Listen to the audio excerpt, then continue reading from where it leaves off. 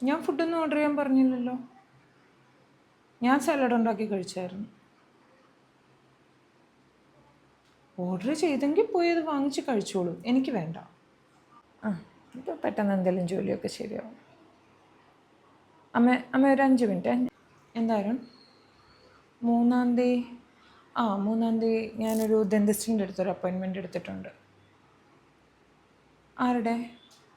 അരുണിൻ്റെ ഫ്രണ്ടിൻ്റെയോ? Okay.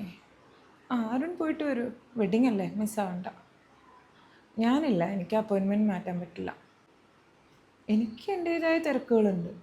അരുണിൻ്റേതായ സമയം വേണം എന്ന് പറയുന്നത് പോലെ തന്നെ എനിക്കുണ്ട്. ഓക്കെ, വേറൊന്നുമില്ലല്ലോ. ഞാൻ അമ്മയടുത്ത് സംസാരിക്കാം. അരുൺ, ഞാൻ ഇറങ്ങുകയാണ്. പിന്നെ ഞാൻ ഇന്ന് വരാൻ കുറച്ച് ലൈറ്റാവും, എനിക്ക് ഡ്രൈവിംഗ് ടെസ്റ്റ് ഉണ്ട്. അത് പറയാഞ്ഞത് എന്താണെന്ന് ചോദിച്ചാൽ പറയണമെന്ന് തോന്നിയില്ല, അത്രേ ഉള്ളൂ. അരുൺ എല്ലാ കാര്യങ്ങളും എന്നോട് പറഞ്ഞിട്ടല്ലല്ലോ പോകുന്നതും വരുന്നതും ഒന്നും. സോ ഞാൻ ടെസ്റ്റ് കഴിഞ്ഞിട്ടേ വരുള്ളൂ. ഓക്കെ, വന്നിട്ട് സംസാരിക്കാം. പറഞ്ഞു അരുൺ.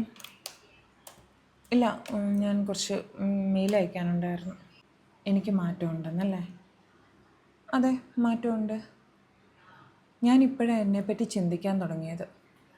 ഞാനിപ്പോഴാണ് എനിക്ക് വേണ്ടി ജീവിക്കാൻ തുടങ്ങിയത്. ഞാൻ ഇത്രയും നാളും അരുണിനെ ചുറ്റിപ്പറ്റി ഇങ്ങനെ എനിക്കറിയില്ല എങ്ങനെയാണ് അത് പറയേണ്ടതെന്ന്. അപ്പം ഞാൻ എന്നെ തന്നെ മറന്നുപോയെന്ന് എനിക്ക് തോന്നി. ഞാൻ കാണിച്ച ഒരു എക്സൈറ്റ്മെൻറ്റും ഒന്നും അരുണിന് തിരിച്ച് എന്നോടില്ലായിരുന്നു എന്നുള്ള കാര്യം ഞാൻ കുറേ വൈകിയാണ് റിയലൈസ് ചെയ്തത്. സോ അത് മനസ്സിലായപ്പോൾ ഞാൻ എന്നെ കുറേ ടേക്ക് കെയർ ചെയ്യാൻ തുടങ്ങി. ഞാൻ എനിക്ക് വേണ്ടി കുറച്ച് സമയം കണ്ടെത്താൻ തുടങ്ങി. ഞാൻ എൻ്റെ കാര്യങ്ങളെപ്പറ്റി കൂടുതൽ ചിന്തിക്കാൻ തുടങ്ങി. അതാണ് സത്യം. എൻ്റെ എന്തെല്ലാം ഇഷ്ടങ്ങളും ഞാൻ അരുണിന് വേണ്ടി മാറ്റി വെച്ചിട്ടുണ്ട്. അപ്പോൾ അരുണിനൊരു പ്രയോറിറ്റി ആയിരുന്നില്ല. സോ ഇപ്പം ഞാൻ എനിക്ക് വേണ്ട കാര്യങ്ങളെ പ്രയോറിറ്റൈസ് ചെയ്യാൻ തീരുമാനിച്ചു. ഞാനിപ്പോൾ എനിക്ക് വേണ്ടിയിട്ട് ജീവിക്കാൻ തുടങ്ങി. അതാണ് സത്യം. അതാണ് എനിക്ക് വന്ന മാറ്റം. ഒരു റിലേഷൻഷിപ്പിൽ രണ്ടുപേരും ഒരേപോലെ എഫേർട്ട് എടുത്തില്ലെങ്കിൽ കാര്യമുണ്ടെന്ന് എനിക്ക് തോന്നുന്നില്ല. ഒരാൾ എല്ലാ കാര്യങ്ങളും സാക്രിഫൈസ് ചെയ്ത് അവരുടെ സമയവും എല്ലാം ഇൻവെസ്റ്റ് ചെയ്ത് നിൽക്കുമ്പോൾ മറ്റേയാൾക്കതിന് യാതൊരു വാല്യൂ ഇല്ല എന്നുണ്ടെങ്കിൽ അവിടെ ഒന്നും പ്രത്യേകിച്ച് സംഭവിക്കില്ല.